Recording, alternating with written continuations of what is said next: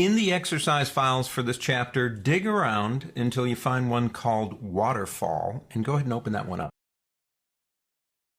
Nice photograph, sailing into the sunset. But we're going to change all that.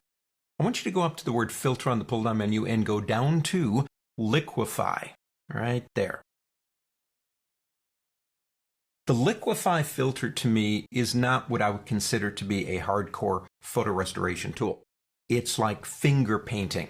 I think we all did that when we were kids. I still do. The whole idea is you can have some fun with this. There are some ways that it might work in terms of a restorative way, but to me it's more of a let's see what we can do and have some fun tool. For example, you've got a button right up here. This button to me is kind of like the finger painting part. And if we come over here to these clouds, we can make them angry. And I'm just dragging around. Now, if you do something like this and you kind of wish you hadn't, you can always come back up here to this one, and you can come back over and begin painting over them, and it will slowly go back to the way it was. But it does it in stages. So it gives you the ability to kind of bring it back in stages slowly, a little bit at a time. You've got this button right here. You've got Pucker and Bloat. Just love these names. Just love these names. This one right here is called Pucker. And what it does, and I'll get over here and use a bigger brush. It puckers things, like how about making the sun not quite so obvious? And of course we can come back over here and pick up this tool and begin wiping over it. Looks like it's rising, but actually it's just going back to normal.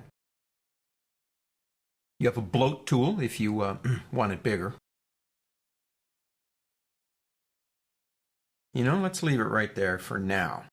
What I want to show you with this one is not a photo restorative technique.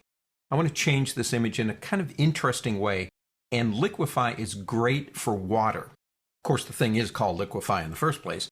Pick up this tool right here, the push tool. Now watch what happens. Let me get a little bit of a smaller brush. When I start right about here, and I'm going to drag to the left, what it does is it will push down or it will push up. So what I'm going to do as I'm talking to you about it is I'm going to keep going by and applying it over and over again. Get an idea where I'm going?